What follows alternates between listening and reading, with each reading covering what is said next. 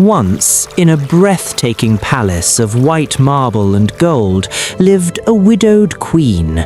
She loved her only daughter, Princess Levvenia, more than anything in the realm. From dawn until dusk, she showered the elegant, mature princess with endless praise, convincing the young woman that she was the most magnificent being in the universe. You are the radiant sun, my daughter. No star in the sky, nor any royal on this earth, could ever eclipse your beauty. There, perfect. And why should I settle, Mother? Let them wait. I am perfectly content right here, far above their reach. Because of this constant adoration, Levvenia grew proud and distant. Many great handsome princes traveled from distant lands to ask for her hand in marriage, but she looked upon them with calm indifference, turning them all away. The queen, realizing too late that her pampering had made her daughter's heart cold, grew desperate. She decided to seek the wisdom of the desert fairy. Knowing that ferocious lions guarded her domain, the queen prepared a special cake of honey and ostrich eggs to tame them. She journeyed far, growing weary, until she collapsed beneath the shade of a vibrant orange tree and fell asleep.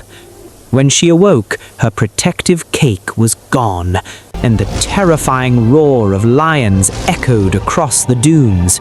They were charging right toward her. Oh heavens, I am lost! The beasts will devour me! Someone, please, have mercy!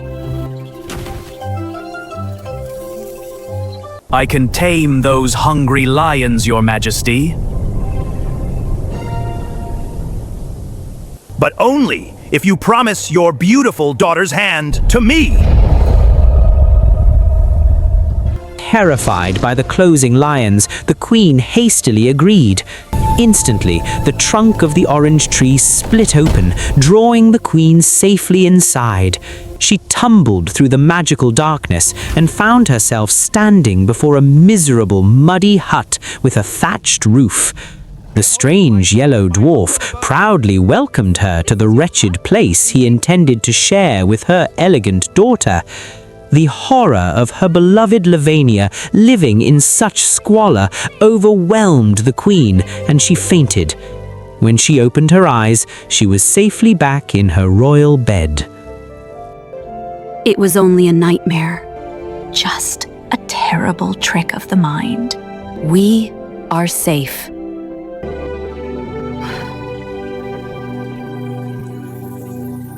What is this? No, it's moving! No. The ribbon.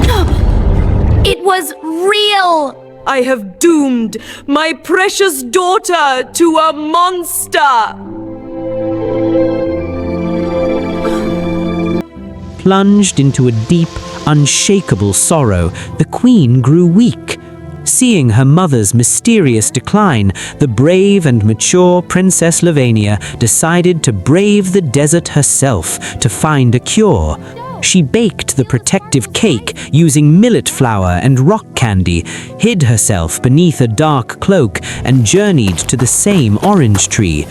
Tempted by the delicious fruit, she set her basket down, but when she reached for it again, the cake had vanished, and the Yellow Dwarf stood before her. Your mother promised you to me, Princess. And if you refuse, My lions will ensure you never return home. Save me! Call them off! I yield to your terms. Just spare my life! With those fateful words, she fainted. She awoke back in her grand bedchamber, hoping it was an illusion, but a tight ring of woven red hair was permanently bound to her finger. Filled with dread, Levvenia knew she had to outsmart the dwarf. she swiftly announced her marriage to the Prince of the Gold Mines, a powerful and fiercely intelligent ruler, hoping his might would protect her. The prince brought unimaginable treasures, but as they spent time together in the tranquil palace gardens, Levvenia discovered the true warmth of his heart. Jewels and gold are cold comforts, Levvenia. Your smile is the only treasure I truly wish to keep. For the first time in my life, I feel I have found an equal. My pride melts away when I am with you. True love blossomed between them, and the grand wedding day arrived. But as the magnificent procession moved through the palace, the doors burst open. The wicked desert fairy arrived, riding a chariot pulled by giant turkeys, demanding they honor the promise to the Yellow Dwarf. The brave prince drew his sword to defend his bride, but a wooden box exploded nearby, and the Yellow Dwarf leapt out atop a monstrous wildcat. A fierce battle erupted. The turkeys transformed into towering, fire-breathing giants. The prince fought valiantly, pushing the monsters back. But the desert fairy, swooping down on a griffin, struck the princess with a cruel spear. You cannot escape our bargain! If the dwarf cannot have her, no one shall! She is mine. I will keep her locked away in steel until she learns obedience! Seizing the moment of distraction, the dwarf snatched the wounded princess and vanished over the rooftops. The prince stood frozen in despair before a magical veil of darkness blinded him. The desert fairy, captivated by the prince's rugged, mature beauty, whisked him away to a dark, remote cave. After restoring his sight, she magically transformed her own appearance into a breathtakingly beautiful nymph, hoping to win his affection. But the prince recognized her deceptive voice and devised a clever plan. I do not hate you, beautiful fairy, but a man cannot love his jailer. If I were free, things might be different.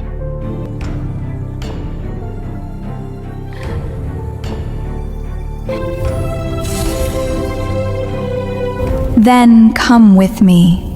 I shall take you to a palace of emeralds, Where you will forget all about your proud princess. The fairy flew him to a magnificent coastal palace. Believing she had won his heart, she allowed him to walk alone along the raging shoreline, confident the violent waves would prevent any escape.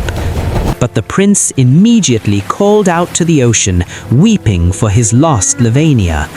Hearing his profound grief, a magnificent mermaid rose from the stormy waters. She held a mirrored shield and offered to guide him to the steel castle where Levvenia was imprisoned. I can guide you through the waves. But be warned. the dwarf has poisoned her mind.